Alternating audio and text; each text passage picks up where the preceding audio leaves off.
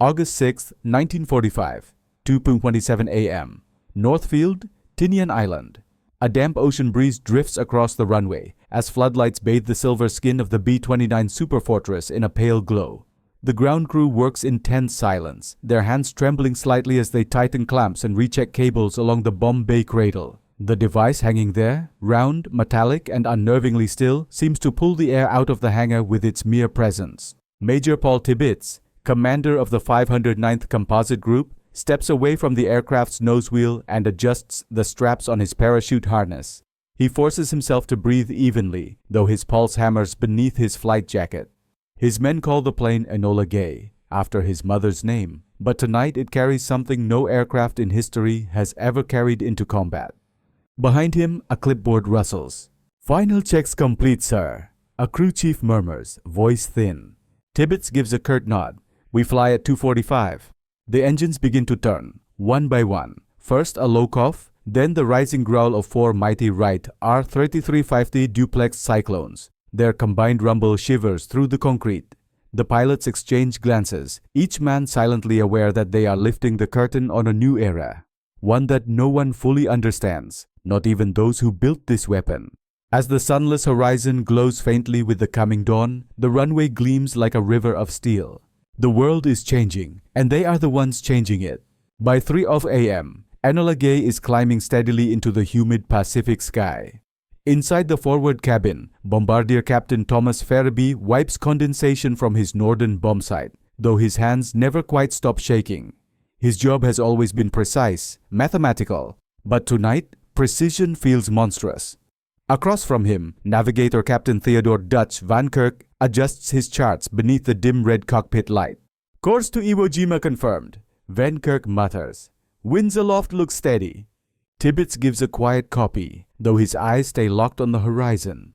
Below them, waves roll across the black ocean surface, as if hiding secrets. Far to the northwest, beyond thousands of miles of water, lies a nation exhausted by years of war, cities scorched by firebombing, food stocks depleted, military power collapsing. Yet still, Tokyo refuses surrender. Intelligence reports speak of a coming last stand, a defense plan meant to bleed the Allies by the hundreds of thousands. American planners call it Operation Downfall, a nightmare scenario of beach assaults, kamikazes, and civilian militias willing to fight with bamboo spears. To avoid that, Washington has authorized a weapon that compresses the power of the stars into a single momentary flash. Enola Gay slices through the clouds. 5:30 a.m. Hiroshima, Japan.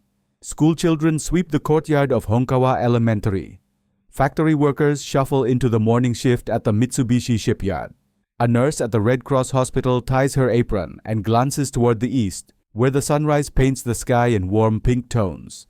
The city feels strangely peaceful. After years of rationing, air raid sirens, and distant bombings, Hiroshima has avoided the destruction inflicted on other cities. Many residents believe they have been spared intentionally, perhaps for some special reason. Others fear something worse, whispered rumors that America is saving Hiroshima for an experiment. On the tram platform, a young conscript named Private Nakajima rubs sleep from his eyes. He's 18, barely trained, assigned to a local defense post. He glances up when he hears a faint engine somewhere far above the clouds. Probably reconnaissance, he thinks. He has no idea that an aircraft is already inbound, one unlike any he has ever seen. 7:09 a.m. Over the Seto Inland Sea. Enola Gay levels at 31,000 feet. Tibbets steadies the control column as the coastline of western Honshu comes into view, a dark smear against the silver morning haze. Farabee leans forward, eyes narrowing. "Target area approaching!" Van Kirk traces his pencil across the map. "We're on time. Weather plane reports clear visibility." Tibbets exhales slowly. "All right, bomb run in 9 minutes." His voice is calm, colder than he expected. Maybe that's how the mind protects itself. Behind the cockpit bulkhead, Sergeant George Caron, the tail gunner, peers through his blister turret. He sees nothing threatening. No fighters, no flak, no movement, except the gentle roll of clouds beneath them. Caron tightens his grip anyway. Habit, nerves, history in motion. A radio crackles. The escort aircraft, the Great Artiste, reports no enemy activity. Everything is falling into place. 7:24 a.m. Hiroshima. The air grows warm as the sun climbs. Workers cross Aioi Bridge on bicycles. Children chatter outside Shima Hospital. A street vendor stirs miso broth over a charcoal stove. Private Nakajima hears the engine again. Closer now. He tilts his head upward and squints. A single B-29. He frowns. Why only one? No siren sound. No one runs for shelter. The plane glitters briefly in the sunlight as it banks into position. Then it disappears behind a thin veil of cloud. 8:14 a.m. 30 seconds to release Enola Gay steadies into her final approach. Farabee locks the bomb sight onto the unique T-shaped span of the Aioi Bridge. Tibbets's jaw tightens. You have control. The aircraft shifts slightly as the autopilot engages. In the bomb bay, the weapon, Little Boy, a 10-foot cylinder of steel, rests in its cradle, inert but humming with impossible potential. Its firing mechanism is armed. A green bulb glows on the panel beside Tibbets. 20 seconds. Farabee says softly. No one speaks. Even the engines seem to fall into a heavy, anticipatory drone, as if the air itself understands what is about to happen. 10 seconds. Farabee's fingertip hovers. 5, 4, 3, 2. A metallic clunk. Bomb away! The aircraft jolts upward as the weight drops clear. Tibbets immediately banks hard to the right, initiating a sharp escape maneuver. The crew cannot see the bomb falling, but they know it is descending, steadily, silently, toward a city completely unaware of its fate. Inside Hiroshima, Private Nakajima feels a strange tremor pass through the air, like the beat of a distant drum. Someone nearby glances up. A small dark shape drifts downward, its tail fins glinting. Then, a flash, brighter than the sun. A sphere of white fire blossoms above the city, expanding faster than the human mind can comprehend, swallowing sky, clouds, and silence in an instant. Hiroshima disappears in pure light. August 6, 1945, 8:15 a.m. Hiroshima. For an instant, no longer than the blink of an eye, the world becomes white. Not bright, not dazzling, absolute. A light so intense it erases shadows, colors, boundaries, and the very concept of morning. The flash is silent at first, so silent that it confuses the mind. People closest to the hypocenter never feel anything at all. Their silhouettes burn into walls, bridges, and pavement, dark outlines where human bodies used to stand. 1,000,000 tons of energy, released in a fraction of a second. The sky turns to fire. In the Enola Gay's cockpit, Tibbets shouts over the headset, "Brace for shockwave!" He banks harder, forcing the B-29 into a steep arc. His crew grips whatever they can: control columns, bulkhead handles, oxygen masks. Behind him, Karen strains his eyes through the turret window, searching for the first sign of impact. Then it arrives. A rumbling thud slams into the aircraft. The fuselage vibrates violently as though struck by a giant's fist. Another aftershock follows, then another, waves rippling outward from the explosion, climbing thousands of feet into the air. Karen's breath catches. God, look at that! Even from 11 miles away, the rising column is unmistakable. An enormous tower of boiling orange and black, clawing its way into the sky like something alive. Tibbets forces himself not to look too long. He fixes his eyes on the flight instruments. Let's get home. But the crew cannot help glancing back. No one has ever seen a city vanish beneath a single detonation. At ground level, Hiroshima has become a furnace. The first blast shreds everything in its radius: homes, schools, electric poles, train stations, tearing them apart as if made of paper. Roof tiles whip through the air like shrapnel. Windows explode outward, sending shards across streets at lethal speeds. People thrown from bicycles never touch the ground again. The shockwave swallows them. A fraction of a second later comes the heat. 4,000 degrees Fahrenheit, hot enough to melt steel, ignite wood, and carbonize human skin. Clothes erupt into flames. Hair burns instantly. Those outdoors feel their flesh blister before they understand what's happening. A mother reaches for her child, only to collapse as the air itself becomes too hot to breathe. The firestorm begins to feed. Superheated winds roar across the flattened districts, drawing oxygen into the inferno. Buildings that survived the initial blast now ignite from within, creating tornadoes of flame that spiral upward into the forming mushroom cloud. The firestorm moves in waves, north, then east, then back again, consuming everything it touches. Hiroshima, a city that had woken that morning to warm sunlight and the smell of breakfast rice, no longer exists in recognizable form. Across the Ota River Delta, those who survive the initial flash stagger through a landscape stripped of sound. Their ears ring, their eyes water, their minds refuse to process what has just occurred. A man whose clothes have burned away down to threads stumbles toward the bridge, his arms extended, skin hanging in long strips. A woman cradles an infant who is no longer moving, whispering prayers through cracked lips. Private Nakajima, thrown to the ground by the blast, crawls up from behind a toppled telegraph pole. He coughs, tasting ash. His uniform is scorched. His forearm blisters in the rising heat. When he finally looks up, he sees nothing familiar. No shops, no temple roofs, no tram lines. Only smoke. Only a blinding pillar of fire that reaches toward the heavens. He whispers to himself, "What weapon is this?" He receives no answer. 8:20 a.m. 5 minutes after detonation, the mushroom cloud expands rapidly, climbing past 40,000 feet. The fireball cools into swirling layers of red, brown and black, earth, water, metal, debris and human matter pulled skyward by monstrous convection currents. Radio static fills the Enola Gay's intercom as Van Kirk checks his stopwatch. Impact confirmed, he reports quietly. Tibbets does not respond immediately. He grips the yoke so tightly his knuckles bleach white. Every man aboard the aircraft feels a weight pressing against his conscience. Part pride, part dread, part disbelief that the mission they've trained for has now reshaped the world in a single explosion. Karen finally speaks. "Sir, Hiroshima's gone." His voice cracks at the end. Back on the ground, fires merge into a continuous ocean of flame. Survivors gather at the riverbanks, plunging into the water to cool their burns. The surface quickly fills with debris, wood, tatami mats, shattered beams, and the bodies of those unable to escape. Bridges collapse into molten arcs, sending sparks into the air like dying fireworks. Radiation, invisible yet lethal, spreads outward. Some victims feel only nausea at first. Others collapse without warning. Many will not know for days, sometimes weeks, that the unseen particles coursing through their bodies have already sealed their fate. A schoolboy, no older than 12, presses his hand against a brick wall to steady himself. When he pulls it away, he leaves behind a darkened outline, a human shadow baked permanently into the stone by the thermal flash. He does not understand what it means. No one does. 9:12 a.m. Enola Gay returns to base. When the wheels touch down on Tinian Island, military personnel rush out to meet the crew. Photographers, intel officers, mission supervisors. They congratulate Tibbets, shaking his hand, clapping his shoulders. Someone hands him a radio message. Results excellent. But the commander hears only the memory of the blast, the roar, the shockwave, the trembling air. He looks toward the horizon. Behind him, a weapon unlike any ever used in war has just rewritten human history. Ahead of him lies a second mission, another target, another city. Nagasaki still waits. August 7th, 1945, Washington, D.C.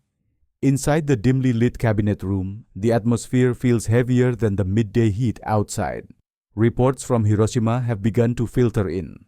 Fragmented radio transmissions, aerial reconnaissance notes, intercepted Japanese communications.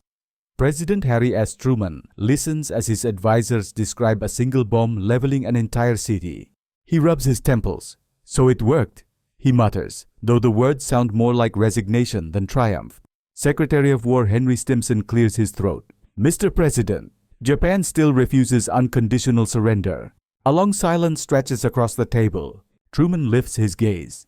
Then the second strike proceeds. No one argues. The decision has already been made, long before Hiroshima ever felt the fire of the first atomic blast. August 8, 1945. Japan Tokyo broadcasts assure the public that nothing unusual has happened in Hiroshima, calling it minor damage. But those who have returned from the burned ruins whisper another truth, of a blinding white light, of bodies that turned to ash, of an entire city swallowed by fire. Several military officers privately admit they do not know what kind of weapon the Americans used. Yet the high command still refuses surrender. In the streets of Nagasaki, life continues with an eerie normalcy. Workers walk to the Mitsubishi Steel Works. Dockhands unload crates at the harbor. At Urakami Cathedral, the choir practices hymns for the upcoming Sunday Mass. No one imagines that their city will soon become the second site in human history to experience nuclear devastation. August 9th, 1945. 3:47 a.m. Northfield, Tinian. A different aircraft stands ready on the runway, Boxcar, another B-29 super fortress. Its engines purr softly as ground crews finish loading the second atomic weapon, Fat Man. Unlike Little Boy, this one is a plutonium implosion device, far more complex and potentially more powerful. Major Charles Sweeney, the mission commander, steps into the hatch. His crew greets him with stiff nods. They all know what happened at Hiroshima. Their expressions carry a mix of determination and dread. Sweeney straps himself into the pilot seat. "Gentlemen, we carry the future again." The engines roar to life. 5:12 a.m. Boxcar ascends into the morning sky. With the auxiliary fuel pump malfunctioning, the aircraft already carries risk. They'll have less fuel than planned. Sweeney frowns but continues. There is no option to delay, no chance to repair. The mission must go forward. Behind him, Bombardier Captain Kermit Behan checks the arming mechanism. Navigator James Van Pelt studies his maps, recalculating fuel consumption again and again. His pencil shakes slightly, betraying nerves he refuses to voice. As the coastline of Japan approaches, Sweeney receives a message. Primary target, Kokura. Weather questionable. He tightens his jaw. We proceed. 9:45 a.m. Over Kokura. The city below is blanketed by thick, drifting smoke, ironically caused by the Americans' own previous firebombing of a nearby arsenal. The haze obscures the aiming points. Behan peers through the bomb site, frustration building. I can't see the target. Not enough visibility. The aircraft circles once, twice, a third time. Each pass increases fuel consumption. The crew exchanges worried glances. Sweeney finally shakes his head. We divert. Secondary target, Nagasaki. Those words seal another city's fate. 10:58 a.m. Nagasaki. The industrial valley is partially shielded by ridges and hills, offering some natural protection. The air is humid, with scattered clouds drifting low over the city. Most residents assume the distant drone of aircraft is simply another reconnaissance patrol. Missile factory workers continue tightening bolts. University students sit in lecture halls. A group of nuns at the Urakami Cathedral kneel in prayer. The morning moves gently forward, unaware of the storm approaching from the south. 11:00 a.m. Boxcar begins its bombing run. Behan squints into the bomb site. Cloud cover. Braking. Wait. A small opening in the clouds reveals the Mitsubishi Arms plant. That's it. I have visual. Sweeney nods sharply. Release when ready. 11:01 a.m. Detonation -43 seconds. Fat Man drops from the bomb bay, tumbling into the narrow valley. Its bright yellow casing flashes once as sunlight catches it. Below, a few passers-by notice something falling. A school teacher murmurs, "What is that?" No one answers. 11:02 a.m. The second sun rises. A flash erupts, so brilliant it penetrates closed eyelids, blinds those looking away, and bleaches the entire valley in sheets of impossible white. The air detonates. A roar like thunder from the center of the earth bursts outward, hitting the northern districts hardest. The shockwave slams into the valley walls, ricocheting between ridges, crushing buildings, factories, and wooden homes. Inside Nagasaki Medical College, windows implode inward. At the Mitsubishi plant, workers are hurled across the floor. At Urakami Cathedral, the largest Christian church in East Asia, the roof disintegrates as the blast crushes its stone pillars. A fireball hotter than the surface of the sun expands upward, absorbing earth, steel, railcars, and human lives into its rising cloud. The valley becomes a cauldron of flame. In the sky, Sweeney and his crew feel the shockwave strike Boxcar, rattling the aircraft so violently the rivets groan. Behan whispers under his breath, "My God, that's worse than Hiroshima." The mushroom cloud climbs into the heavens, dark at its base, glowing orange at its core, crowned by a roiling cap of ash and radioactive dust. Below it, Nagasaki burns. By the time the fires begin to settle, thousands lie dead or dying. Many are buried beneath collapsed homes. Others are trapped on bridges or riverbanks, desperately seeking water to ease their burns. Radiation spreads through the valley like an invisible tide. Yet still, despite Hiroshima, despite Nagasaki, the Japanese government has not surrendered. Not yet. But the world has changed forever. And the final decision now rests in Tokyo. August 9th, 1945. Afternoon. Tokyo Imperial Palace. The corridors of the palace echo with hurried footsteps. Officers whisper urgently, their faces pale beneath their caps. Word has arrived from Nagasaki, not from reporters, not from intelligence channels, but from panicked regional commanders who can only describe the event as another Hiroshima. Inside a dim war conference chamber, Prime Minister Kantaro Suzuki, War Minister Korechika Anami, and members of the Supreme Council for the Direction of the War sit in stifled silence. The room feels unnaturally hot. A single fan clicks weakly in the corner. An aide bursts in, bowing deeply before speaking. "Gentlemen, Nagasaki is gone." No one moves. Suzuki closes his eyes. "How many?" "Initial estimates, tens of thousands, perhaps more." Anami's jaw tightens, his knuckles whitening around the armrest. "We do not surrender," he insists through clenched teeth. "We must prepare for decisive battle on the homeland." A murmur ripples through the room. Others shift uncomfortably. No one wants to contradict the war minister, one of the most respected military leaders left in Japan. But the truth clings to every man's thoughts. They cannot fight a weapon like this. Another official, Foreign Minister Shigenori Togo, finally speaks. His voice quivers slightly. "Minister Anami, if we do not act now, there may be no Japan left to defend." The debate spirals. Tradition versus survival. Honor versus annihilation. And outside the palace walls, Japan collapses by the hour. Across the country, radios emit static more often than news. Food shortages reach crisis levels. Factories lie in ruins. Families huddle around candlelit tables, whispering about the white lights, the new bombs that erase cities in one breath. In Hiroshima's field hospitals, doctors work frantically, unaware that lingering radiation poisons the rooms, bedding, and their own bodies. They improvise treatments with scraps of gauze and boiled river water. Many collapse mid-shift from exhaustion or exposure. In Nagasaki, survivors stumble through the shattered valley in stunned silence. Urakami Cathedral is reduced to rubble. Its bronze bell lies half buried in debris, cracked and blackened by heat. A priest wanders nearby, robes torn, whispering prayers for the dead. At the coastal factories, massive steel frames lie twisted like ribbons. Workers search for family members under collapsed beams. The fires rage well into the night. Japan is bleeding and its leaders know it. August 10th, 1945, early morning. At 4 a.m., Emperor Hirohito is briefed privately on Nagasaki. For the first time, he hears a description of the atomic bomb in technical terms. The chain reactions, the instantaneous energy release, the radiation that lingers long after the flames die out. One scientist, trembling as he kneels before the emperor, explains, "Your Majesty, these are not bombs, they are suns. Artificial suns." Hirohito remains silent for a long time. Then, with a soft exhale, he says, "We must end this war." His words shift the fate of millions. Later that morning, Tokyo War Room. The Supreme Council meets again. This time, the emperor attends indirectly, his message delivered in clear, unmistakable terms. "We accept the Allied terms," Hirohito has declared.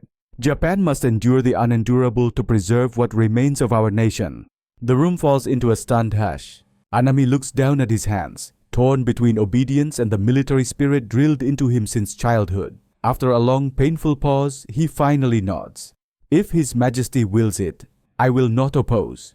A decision has been made. But even now, not all officers accept defeat. Across Tokyo, pockets of resistance flare among junior officers and radical factions. Some whisper of kidnapping the emperor to prevent surrender. Others propose a final kamikaze offensive. But these plans crumble quickly. Too little time, too many men dead or exhausted, and no clear path forward. The war has consumed Japan's ability to fight. Meanwhile, Washington, D.C. In the Pentagon's Situation Room, analysts track Japanese communications intercepted via code breaking. The Allies confirm what they've hoped and feared. Japan is ready to surrender. Truman receives the message while standing near a window overlooking the White House lawn. Morning sunlight filters through the glass. For a moment he says nothing, simply watching the gardeners move slowly across the grass, unaware that the greatest war in human history may be ending today. General George C. Marshall steps beside him. "Mr. President, the atomic bomb ended this faster than any invasion could have." Truman sighs. God willing it ends here. He knows history's judgment will be complicated. Praise, condemnation, questions that will echo for generations. But right now, what matters is that the killing may finally stop. August 11th. Tokyo. Even as negotiations continue, American B-29s fly overhead, prepared for further bombing if Japan hesitates. The threat is unmistakable. Many survivors of Hiroshima and Nagasaki look skyward in terror each time an engine echoes across the clouds. In an underground shelter near the palace, ministers finalize Japan's official response. Outside, civil servants run messages between military offices, news stations, and prefectural headquarters.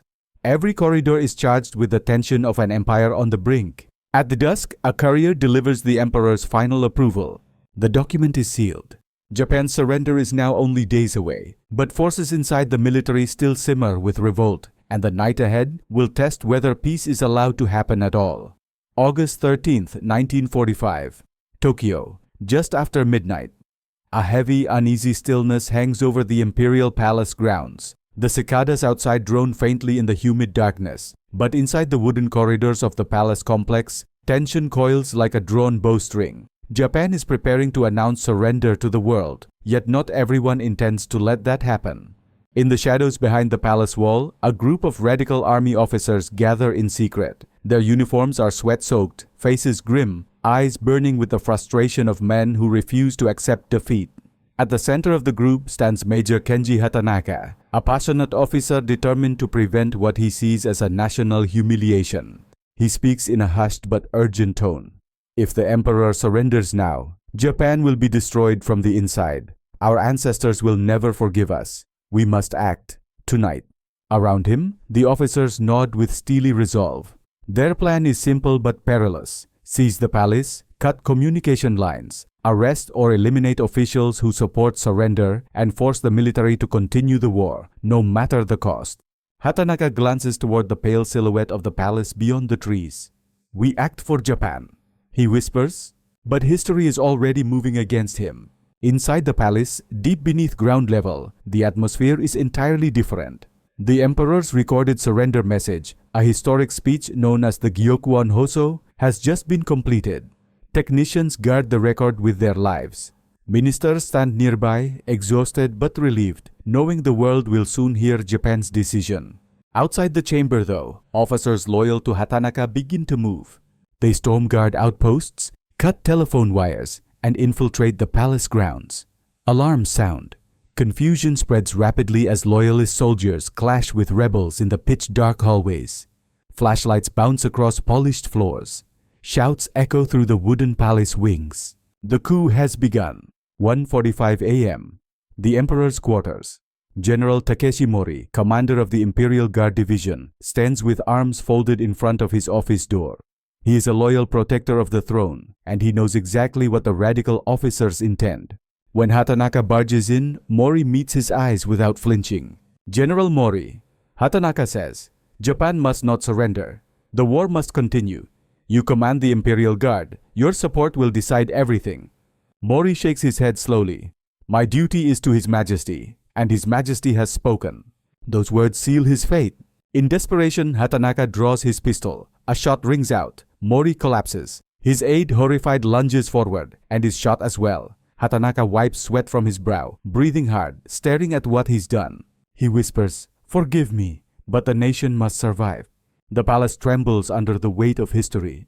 Meanwhile, elsewhere in the palace, loyalist officers scramble to secure the emperor's recording. They hide it behind stacks of documents, then relocate it again when rebels begin searching the archive rooms.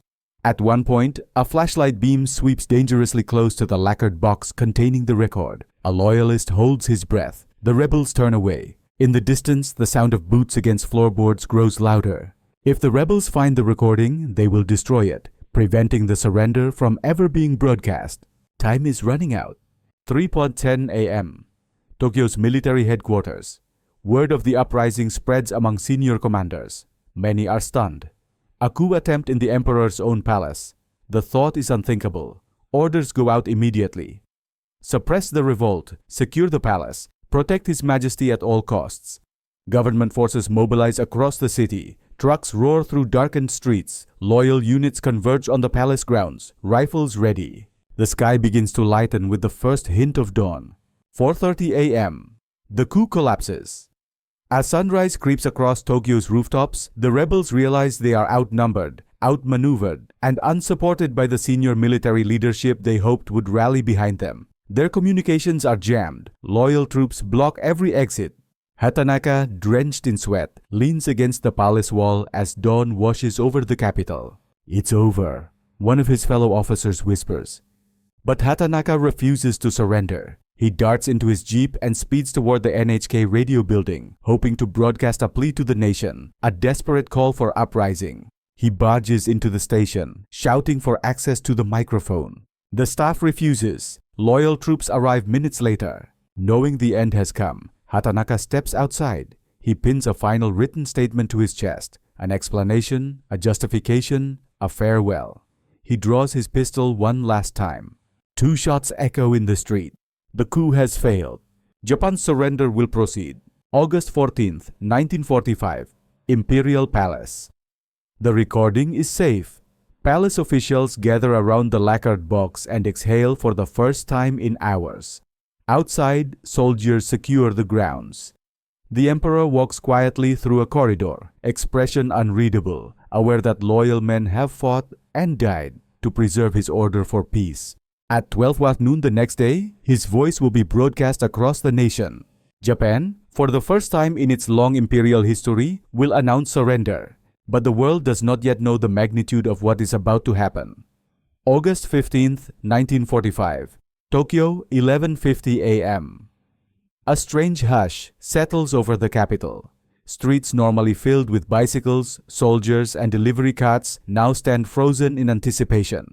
Families gather around radios, battered wooden sets in cramped apartments, sleek lacquered ones in government offices, makeshift units in factory break rooms. Even in the countryside, villagers cluster around communal speakers mounted on poles. Everyone waits for a voice almost none of them have ever heard. Inside the imperial palace, technicians unseal the lacquered box containing the precious phonograph record. They lift it gently, as though handling a newborn. Ministers stand nearby, white-gloved, tense, exhausted. The night's attempted coup haunts every line of their faces. One technician whispers to the other, "If this fails, there may be no chance to try again." The needle is prepared. The clock ticks toward noon. 12 p.m. The broadcast begins. Static crackles over the radio waves. Across Japan, tens of millions lean forward. Then, a calm, measured voice fills the air. Soft, formal, dignified. For most listeners, it is the first time they have ever heard the emperor speak. To our good and loyal subjects, many don't immediately understand. The imperial dialect is archaic, ceremonial, but the tone carries unmistakable gravity. As Hirohito continues, confusion turns to shock. The war situation has developed not necessarily to Japan's advantage. Factories fall silent. Mothers clasp their hands to their mouths. Soldiers stare at the ground, unblinking. The emperor speaks of a new and most cruel bomb, capable of extinguishing untold numbers of innocent lives. He speaks of a duty to preserve Japan, not sacrifice it to destruction. He speaks of surrender. When the words finally sink in, the reaction is tidal. Some weep openly. Others collapse to their knees. Some shout in disbelief, pounding the floor with clenched fists. And others, especially the exhausted farmers, burned-out factory workers, and grieving widows, feel something they have not felt in years. Relief. The war is ending. Tokyo University. Lecture Hall. The 3. A group of students stands motionless as the broadcast echoes through the hallway. One young man removes his cap, tears streaming down his face. So, it's really over. Another student, his left arm bandaged from a recent air raid, exhales shakily. "My brother died in Okinawa. My father died in Manchuria. If this stops more dying, then let it end." Outside, church bells ring. Some ring joyfully, others solemnly. Priests and monks step into courtyards to pray. Teachers gather children and explain with trembling voices that Japan has accepted the Allied terms. The sun shines brightly overhead, yet the day feels cold. Meanwhile, Washington, D.C. At the White House press room, American journalists crowd shoulder to shoulder as military aides hand out the emperor's translated surrender statement. Typewriters clatter. Flashbulbs pop. Reporters sprint for telephones to send the news across the country. President Truman steps to the podium shortly after, addressing the American people. "This is the day we have been praying for. The Day of Peace. He speaks of the end of tyranny in Asia, the tremendous sacrifice of American soldiers, the horrifying new power unleashed at Hiroshima and Nagasaki. His tone is victorious, but not triumphant, tempered by the awareness that the world now stands on the threshold of a new atomic age. Outside the White House gates, crowds begin to gather spontaneously. Flags wave. People embrace strangers. Veterans in uniform lift their children onto their shoulders. A Navy sailor shouts, "It's over! The war is over!" The echoes of celebration spread across the nation. Times Square, New York City. By early afternoon, the famous crossroads is flooded with people. Confetti falls from office windows. News tickers scroll the message again and again. Japan surrenders, peace at last. Taxi horns blare. Street bands play patriotic tunes. A sailor and a nurse share a now iconic kiss amid the chaos, captured by the lens of a photographer who understands instinctively that this moment, this single kiss, will represent the relief of an entire generation. Bars offer free drinks. Strangers buy rounds for servicemen. Newspapers sell out within minutes. In the Midwest, church bells ring. On the West Coast, families of Pacific veterans break into tears as telegrams and calls confirm that their sons will not be part of an invasion force after all. America breathes freely for the first time in 4 years. Back in Japan, late afternoon, even as the surrender spreads across the world, not everyone accepts it quietly. On some military bases, officers weep in frustration or rage. A few attempt suicide. Unable to reconcile defeat with the warrior code, civilians mourn sons lost in battles they never understood. The emotional shock is immeasurable. But in Hiroshima's ruins, survivors sit beside rivers where charred debris still floats. Some listen to the emperor's voice from a portable radio placed on a broken beam. The words feel surreal, distant, yet comforting.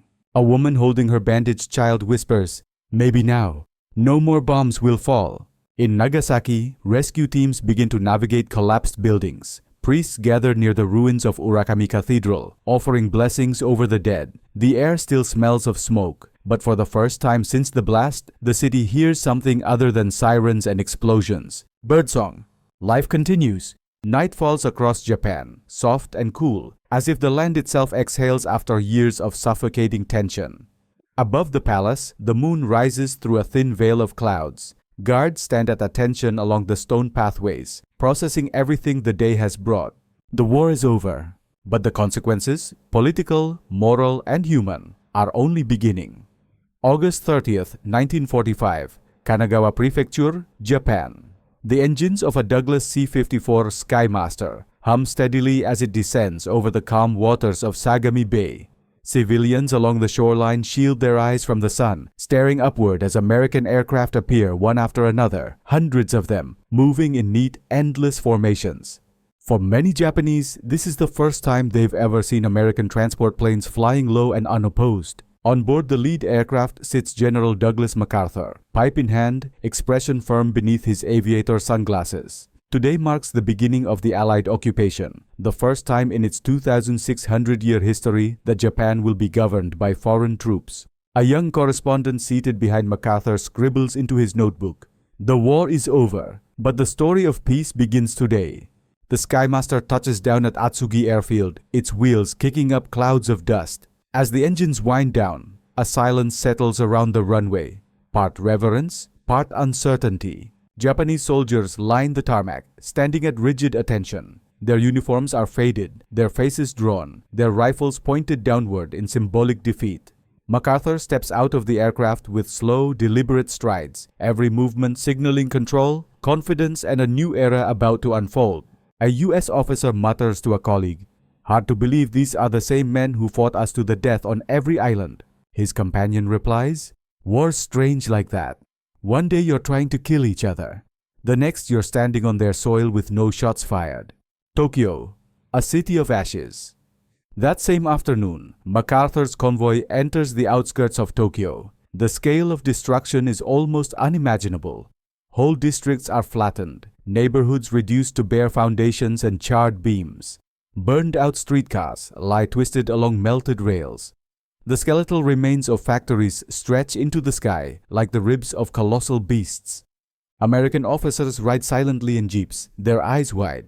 One whispers, "God Almighty, did we do all this?" The truth is that Tokyo's devastation came primarily from conventional bombing, not the atomic blasts. Yet seeing it firsthand is something no photograph could prepare them for. Children watch from behind broken walls. Some wave timidly, others stay hidden, clinging to their mother's clothing. Former Japanese soldiers bow respectfully as the Allied vehicles pass, but many avoid eye contact, ashamed, uncertain, or simply overwhelmed. For a moment, the war feels both distant and painfully present. In the south, Hiroshima. As American medical teams and engineers enter Hiroshima's ruins, they walk through a world still marked by the atomic blast. Debris stretches in every direction, twisted into grotesque shapes by heat beyond comprehension. Shadows, permanent silhouettes, mark the sides of buildings where human forms once blocked the flash. A military doctor kneels beside a young survivor whose wounds refuse to heal. The boy's hair has fallen out in patches. His skin drips with open sores. What happened to him? The medic asks through an interpreter. The translator lowers his eyes. They say, "It is caused by the bomb's invisible sickness, radiation," a word most Americans and Japanese alike barely understand. The medic places a hand on the boy's shoulder. "We'll do everything we can." But deep down, he fears it won't be enough. In Nagasaki, American photographers document what remains of the Urakami Valley. They take pictures of melted bottles, fused roof tiles, folded steel beams that resemble noodles, and the shadow of a man burned into the stone steps of a bank. Chaplain Father George Willard, accompanying the occupation forces, climbs the rubble of the destroyed cathedral. He pauses at the half-buried bronze bell, touching its scorched surface gently. A local priest approaches, bowing. "This church, it stood for 200 years. Willard nods, speechless. The two men stand together in silence, one American, one Japanese, united not by war, but by the shared grief of a place where faith once reached toward heaven. September 2nd, 1945, USS Missouri, Tokyo Bay. The morning is cool and solemn, as delegates from around the world gather on the deck of the American battleship. Gray clouds hang low overhead. The water is still, as though the entire bay is holding its breath. MacArthur stands tall at the microphone, surrounded by admirals, generals, diplomats, and witnesses.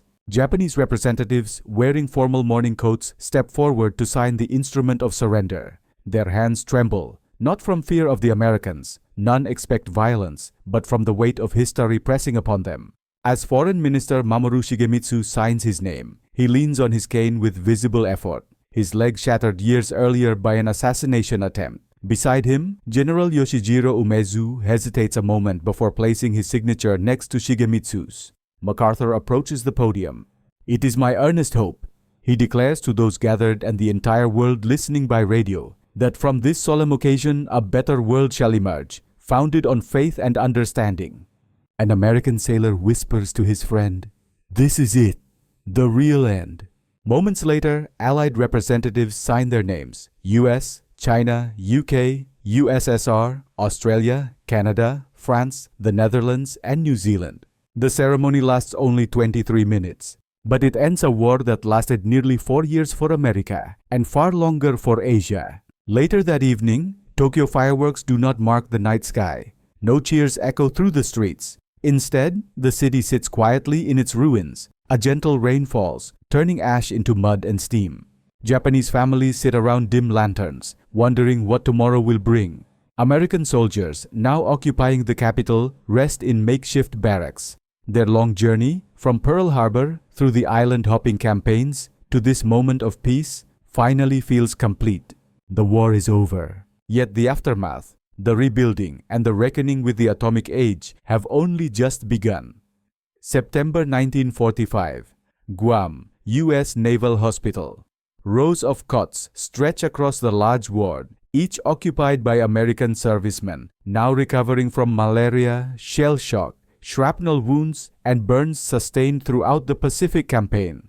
The war has ended, yet the scars remain, some visible, others buried deep within the mind. Lieutenant James Walker, a Marine rifleman who survived Peleliu and Okinawa, sits on the edge of his cot, staring at a folded newspaper. The headline reads, "Japan surrenders, war over." Walker runs a thumb across the page, feeling his pulse thud in his ears. Around him, other Marines are celebrating, laughing, smoking, embracing nurses, planning their futures. But Walker cannot shake the memory of the men he buried in the coral sands of the Pacific. He whispers to himself, "We made it home." But not all of us. A naval chaplain passes by, pausing when he notices the Marine's distant stare. "You did your part, son. The world is safer because of it." Walker nods weakly. "I know. I keep wondering what comes next." The chaplain places a hand on his shoulder. "Peace comes next. And peace takes courage too." Across the ocean, Los Alamos, New Mexico. While the world celebrates peace, the scientists who built the bombs wrestle with the unbearable truth of what they've unleashed. Inside a quiet laboratory, physicist Robert Oppenheimer gazes at a black and white photograph of Hiroshima's ruins. Twisted steel, vaporized buildings, a wasteland where tens of thousands once lived. He exhales a long, trembling breath. One colleague mutters, "We ended the war. That's what matters." Oppenheimer's eyes remain fixed on the photo. But at what cost? "We have opened the door to a world where nations hold the power to destroy cities in seconds." In Washington, military planners debate how America must prepare for this new atomic era. How many bombs to build, how to prevent other nations from acquiring them, how to control a weapon that challenges the very limits of human morality. The atomic bomb ended the war, yes. But it also ignited a new global dilemma, one the world has never faced before. Hiroshima, October 1945. American engineers and medical teams move through the burned districts, documenting every detail. Their notebooks fill with sketches of melted structures, heat shadows, and craters where homes once stood. Dr. Arthur Whitmore, an army physician, crouches beside a group of surviving children. Their hair is brittle, their skin pale, their expressions fatigued beyond their years. Whitmore speaks gently through a translator. "How many are sick?" "Many." The translator replies, "Some were not injured at first, but became ill days later." Radiation sickness, a phenomenon barely understood. Whitmore lifts a child's arm. Purple lesions mar the skin. The boy tries to smile, but the pain is obvious. "We'll help you," the doctor says softly. He knows the truth. They are witnessing the long-term effects of nuclear warfare for the very first time in human history. Nagasaki. Relief missions. Begin along the river banks. American trucks unload medical supplies. Nurses set up triage tents. Engineers distribute food and water to families who lost everything in the blast. Inside the ruins of a makeshift hospital, Sergeant Paul Harrison, a former combat medic, kneels beside a Japanese woman preparing rice in a dented pot. Her home is gone. Her husband is gone. Yet she bows deeply when Harrison offers canned meat and water purification tablets. Through a translator, she says, "Please help my neighbors first. They are worse than me." Harrison nods, suddenly humbled. "Tell her, we'll help everyone." He glances toward the valley, where the skeleton of a factory looms over the landscape. Smoke no longer rises from the ruins, but the silence is haunting, a silence filled with questions. How do two nations heal after such unimaginable destruction? How does the world move forward? San Francisco. Returning home ships arrive daily, carrying thousands of American soldiers back from the Pacific. Crowds gather at the piers, waving flags as bands play "Anchors Away" and the Marines hymn. Mothers cry. Sweethearts rush into each other's arms. Little boys proudly salute their fathers as they step onto American soil. Corporal Daniel Ruiz, still limping from an injury sustained on Iwo Jima, walks down the gangplank into the embrace of his wife and daughter. His daughter touches the medal hanging on his chest, eyes wide. "Daddy, did you win the war?" He kneels, taking her small hands in his. "No," he says softly. "We all did. Everyone who fought, everyone who waited, everyone who prayed we'd come home." Behind him, more soldiers disembark. Some cheering, some crying, some eerily quiet. Victory has arrived. But healing will take far longer. Across America, a divided reaction. As newsreels show footage of Hiroshima and Nagasaki, public opinion begins to split. Many Americans believe the atomic bomb saved countless lives, preventing a massive invasion of Japan. Others question the ethics of using such a weapon, one that killed civilians on a scale never before seen. In living rooms, barber shops, and college campuses, debates ignite. Was it necessary? Was there another way? What does this mean for the future? A college student in Chicago argues, if these bombs exist, someone will use them again. Somewhere, sometime. A veteran beside him counters. They used them to stop the killing. That's what matters. The nation agrees on one thing. The atomic bomb ended the war. But it also began a conversation that America will wrestle with for generations. Japan. Winter approaches. Snow begins to fall on Hiroshima and Nagasaki, settling quietly on shattered walls and twisted steel beams. Children build small snowmen among ruins. Survivors gather in newly built shelters, sharing rice and warmth. American occupation forces distribute blankets and food. Engineers repair bridges. Doctors treat the sick. Slowly, brick by brick, Japan begins to rebuild. Yet beneath every effort lies a lingering truth. The world has changed forever. The atomic age has begun, and humanity must decide how to live with the power it has unleashed. January 1946, Tokyo. Winter settles across the battered capital like a gray blanket. Snow gathers on collapsed rooftops, filling the hollow shells of burned-out buildings. Children wrap themselves in donated blankets as they traverse streets lined with rubble. Where homes once stood, stoves now burn in open-air shelters built from salvaged boards and rusted tin. Inside the former Daiichi Life Insurance Building, now headquarters of the Allied occupation, General Douglas MacArthur sits with advisors around a long table stacked with reports. Food shortages, destroyed infrastructure, economic collapse, and the health crisis growing in Hiroshima and Nagasaki. MacArthur taps ash from his pipe. "We're not just occupying Japan," he says. "We're rebuilding it from the ground up." An aide adjusts his glasses. "Sir, the Japanese economy has collapsed. Their industrial capacity is a fraction of what it was." MacArthur leans forward. "Then we start again. A new foundation. Education reforms. Land redistribution. A constitution for peace. This is our chance to reshape the future, not just for Japan, but for the entire Pacific." His officers nod. The war is over, but the task ahead is monumental. Hiroshima, the city of the dead, awakens. As spring approaches, cherry blossoms bloom over the ruins. Americans and Japanese work side by side to clear debris. Survivors sift through the rubble for relics, family heirlooms, teacups, photographs half burned yet precious beyond measure. On a quiet morning, a young woman named Aiko, her hair thin from radiation sickness, walks through what used to be her neighborhood. She pauses beside the twisted remains of a tricycle.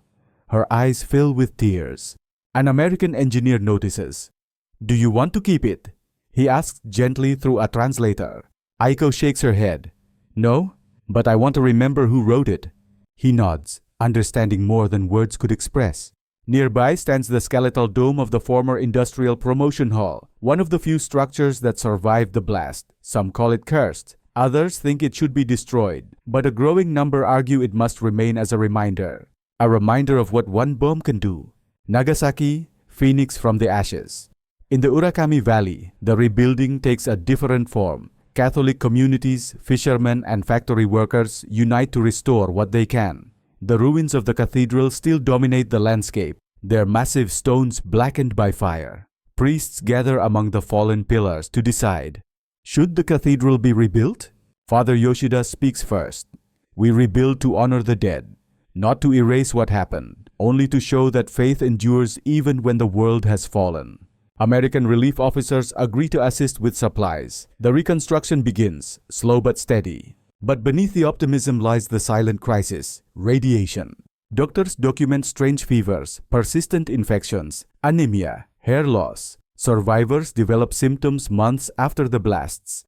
Children born in hospitals show abnormalities the world has never studied before. A U.S. Army scientist examining medical charts whispers to a colleague, This is the beginning of nuclear medicine." His colleague replies softly, "Or the beginning of something we should fear." Across Japan, a new constitution. By summer 1946, MacArthur's staff begins drafting a sweeping set of reforms. American officers meet with Japanese scholars, politicians, and legal experts to craft a constitution unlike anything the empire has seen.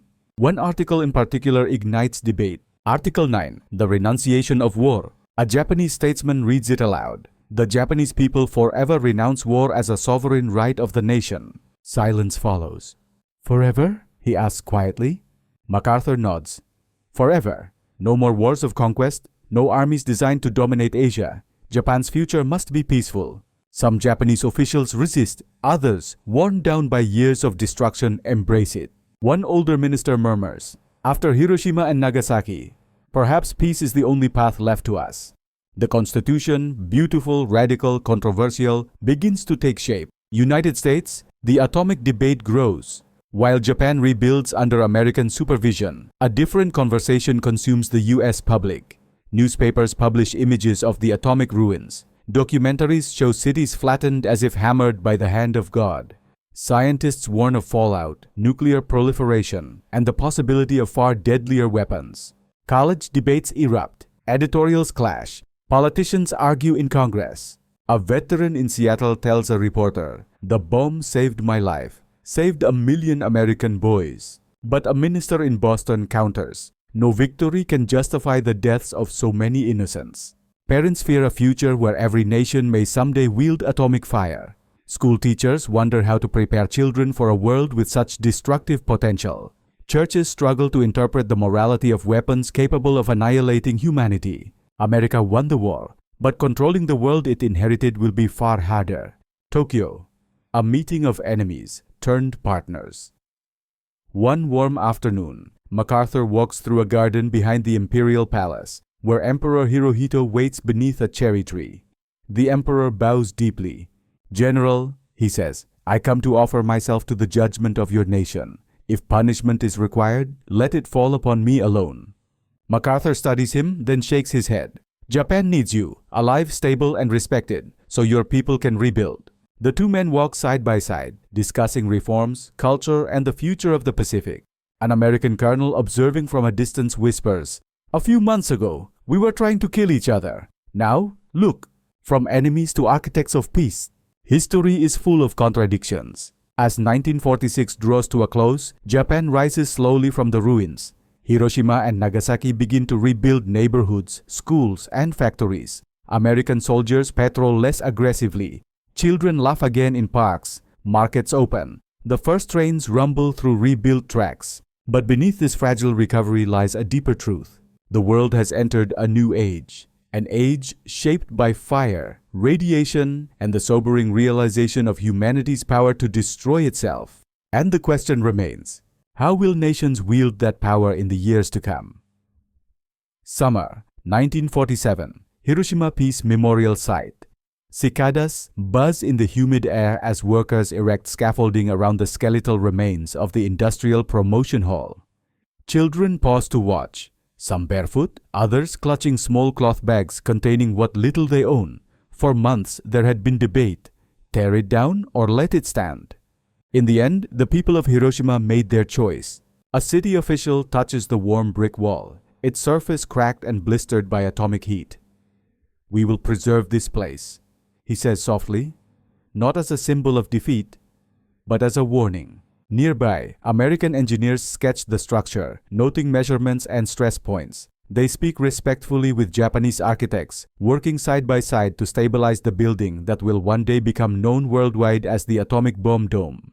For survivors, it is more than a ruin. It is a grave marker, a reminder, a voice from the past whispering, "Never again." Nagasaki, the bells return.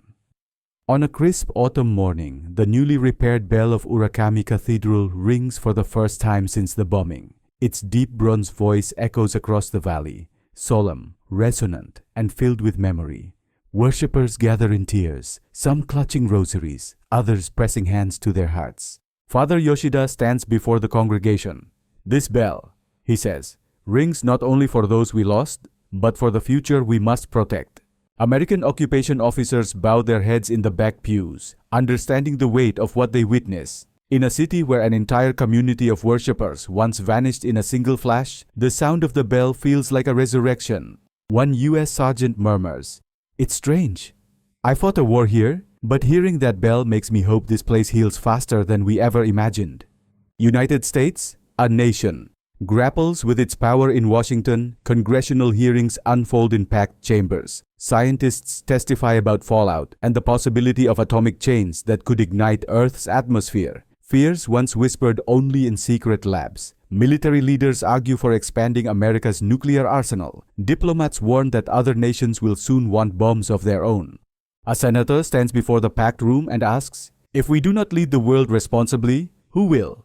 No one has an easy answer. Across the country, newspapers publish diagrams showing the power of fission. Schools begin teaching children what to do in case of an atomic attack. Churches deliver sermons weighing morality against necessity. Veterans hold meetings to discuss the future, not just of America, but of mankind. A Navy veteran rises during a church gathering in Ohio and says, "We dropped the bombs to end a war, but if we aren't careful, the next war might end all of us." His words settle heavily over the room. Japan, the children of the cloud. By 1948, doctors in Hiroshima and Nagasaki begin noticing long-term health effects among survivors. Unexplained fevers, persistent anemia, leukemia in children, stunted growth, cataracts developing at alarming rates. They call these survivors hibakusha, people affected by the bomb's radiation. A teenage girl named Emiko, who was only 2 when the bomb fell, sits beside her mother in a crowded clinic. Her hair has thinned drastically. She clutches a stuffed cloth rabbit stitched from scraps of old kimono fabric. A Japanese doctor whispers to an American researcher, "We do not know how to treat this. We have never seen these symptoms before." The American nods gravely. "Neither have we." Medical knowledge grows in real time, born from tragedy. And though many hibakusha will face prejudice, illness, and hardship, they also become symbols of resilience, peace, and the human ability to survive the unimaginable. Global reflections. A world forever changed. By the end of the decade, political tensions begin to rise between global powers. The Soviet Union tests its own atomic bomb in 1949. Britain follows soon after. Nations no longer fear conventional invasion. They fear annihilation.